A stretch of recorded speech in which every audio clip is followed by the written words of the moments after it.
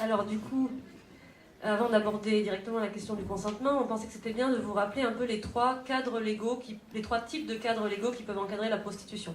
Alors c'est important de préciser que c'est des idéotypes et que du coup dans la réalité, en fonction des pays et même en fonction des villes, ils ne vont pas forcément s'appliquer de la même manière. Alors le premier modèle, c'est le prohibitionnisme. Donc dans ce cadre-là, tous les acteurs de la prostitution, c'est-à-dire la travailleuse du sexe, le client et les éventuels intermédiaires sont pénalisés. Ils sont passibles de poursuites. Donc dans ce cadre-là, c'est l'achat et la vente de services sexuels qui vont être interdits. Ça, c'est un modèle qui est en vigueur aux États-Unis, à part dans certains comtés. Un autre modèle, c'est le réglementarisme. Donc là, la vente et l'achat de services sexuels sont permis, mais ils sont strictement encadrés. Ça amène beaucoup de contraintes pour les travailleuses et travailleurs du sexe. Notamment, elles sont obligées d'être fichées, entre guillemets, c'est-à-dire de s'enregistrer en tant que travailleuses du sexe et de se soumettre à des examens médicaux qui sont obligatoires et réguliers. Donc c'est un petit peu ce modèle qu'on va retrouver en Suisse. Et enfin, un troisième et dernier modèle, c'est l'abolitionnisme. Alors dans ce cadre-là, la vente est parfois de plus en plus l'achat de services sexuels.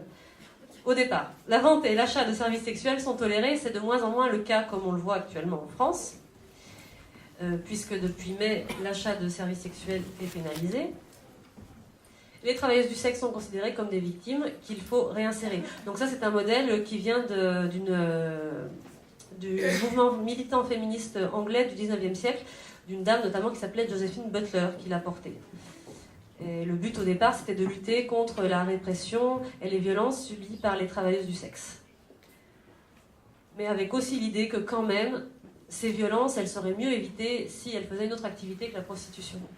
Et maintenant, la lutte abolitionniste se concentre plutôt là-dessus, sur le fait qu'il faut abolir la prostitution pour abolir les violences.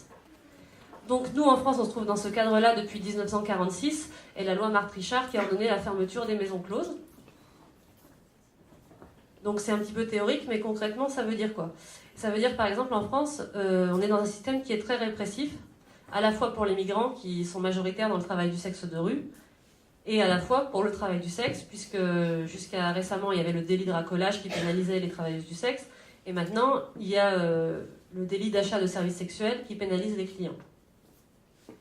Donc, dans ce contexte, les travailleuses du sexe, elles sont obligées d'essayer d'échapper à la police qui les harcèle, elles, et qui en même temps harcèle leurs clients.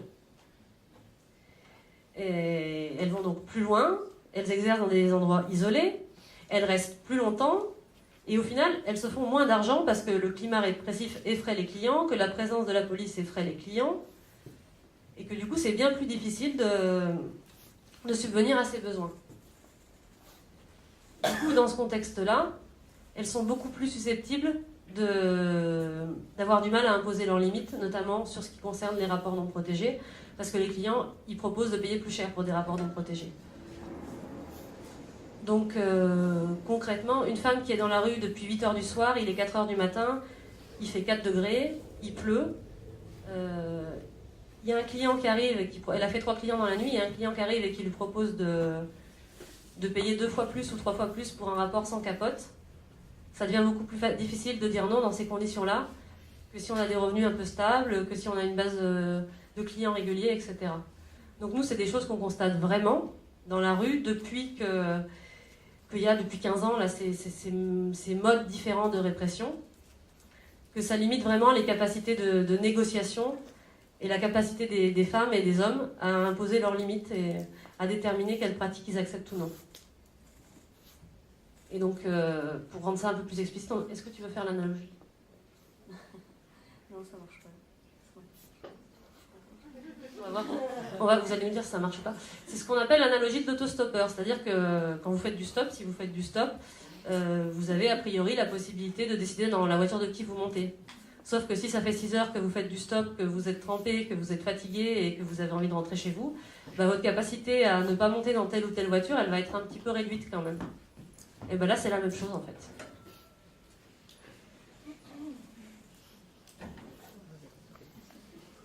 Et du coup, pour illustrer un peu cet effet qu'a le fait de ne penser la prostitution que comme une violence, sans penser à toute la diversité des violences qui en fait touchent les travailleuses du sexe et sans penser au contexte social qui les favorise, on vous a choisi un petit extrait. Alors c'est un extrait d'un témoignage qui était paru dans notre rapport d'activité il y a 2 ans et qui montre bien l'impact que ce discours-là a. Est-ce qu'il faut que je le lise aussi ou pas ?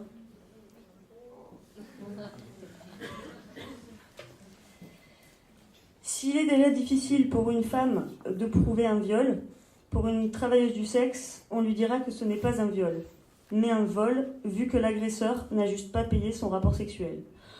On lui dira que de toute façon, elle se fait violer toute la journée. On lui dira qu'elle n'a qu'à faire un boulot normal, qu'elle l'a bien cherché.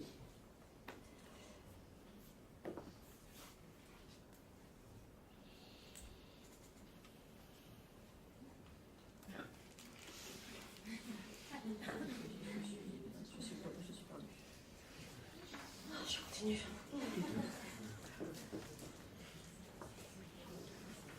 Du coup, nous, ça nous amène aussi à se dire que si on questionne si on questionne le consentement uniquement dans le cadre des relations sexuelles tarifées,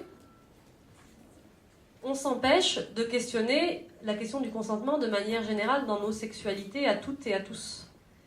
Donc, par exemple, on sait que le mariage a été analysé par les études féministes depuis des décennies comme un des fondements de l'hétéropatriarcat, une des structures sociales qui permet d'instaurer, de garantir, de renforcer l'hétéropatriarcat. Du coup, si on sait ça, et on le sait, si vous faites un peu du genre, vous avez déjà étudié ça, si le consentement est impossible dans le cadre de la prostitution, est-ce qu'il ne l'est pas aussi dans le cadre du mariage, puisqu'on sait ça ? Autre questionnement qui nous vient quand on réfléchit un petit peu, on sait que dans les relations hétérosexuelles, il y a des violences, que ce n'est pas un lieu qui est exempt de violence, bien au contraire. Quelques chiffres pour l'illustrer.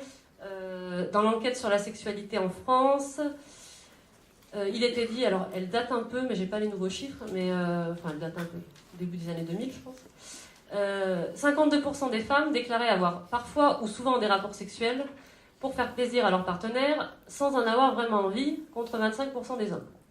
42% des femmes contre 25% des hommes. Et on sait aussi que dans 35% des cas de violences sexuelles déclarées, l'agresseur est un conjoint ou un ancien conjoint. Ça, c'est les chiffres du ministère de la Défense. On sait qu'en 2014, 134 femmes ont été tuées par leurs compagnons. Donc on voit bien là... 2014, pardon. 134 femmes ont été tuées par leurs compagnons. Donc ça, c'est des chiffres qui illustrent assez bien le fait qu'il y a des violences dans les relations hétérosexuelles conjugales. Du coup, si une relation sexuelle tarifée est nécessairement violente, n'en va-t-il pas de même quand on voit ces chiffres pour toute relation hétérosexuelle ? Et du coup, par exemple, on fait référence à une enquête qui s'appelle l'enquête Daphné, qui est une recherche-action qui a été menée pendant 2 ans dans 4 pays européens et qui repose sur le point de vue et l'expérience de femmes travailleuses du sexe. Du coup, près de 60 femmes ont été interrogées.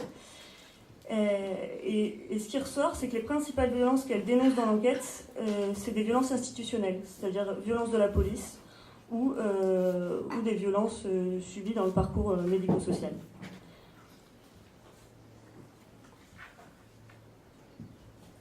Et après, ça va être des violences de l'ordre de la discrimination et de la stigmatisation. Je vous donne des exemples de violences institutionnelles dans le milieu médical, par exemple. Et nous, c'est des choses qu'on constate et qui sont constatées par les différents acteurs de terrain. C'est par exemple le fait qu'on impose un certain type de contraceptif aux femmes lorsqu'elles sont travailleuses du sexe ou migrantes. On estime qu'une travailleuse du sexe et ou une migrante n'est pas capable, par exemple, de prendre correctement sa pilule parce que c'est quelqu'un qui ne serait pas assez fiable pour prendre régulièrement sa pilule. Du coup, ce qui arrive souvent, c'est qu'on met des implants sans le consentement des personnes et ni sans trop leur expliquer à quoi ça sert. Voilà, régulièrement on est confronté à des employés de préfecture qui refusent de remettre un papier de demande d'asile, enfin, de papier de demande d'asile. C'est aussi quand les travailleurs sociaux, notamment dans les CHRS, refusent de prendre des femmes travailleuses du sexe en CHRS parce qu'elles ont peur qu'elles pratiquent la prostitution à l'intérieur de l'établissement.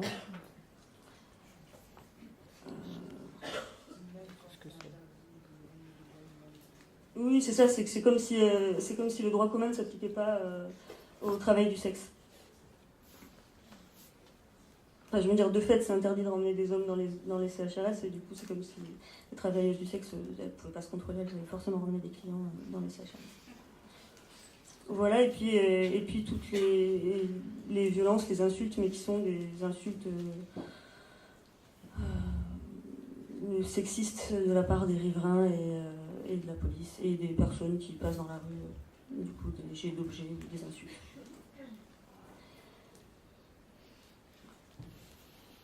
Voilà, c'est l'idée de ne pas penser que les travailleurs du sexe dans le rapport de sexualité tarifée, mais de les penser comme des acteurs et actrices de la vie normale, quoi, qui subissent des violences sexistes, racistes, transphobes, homophobes.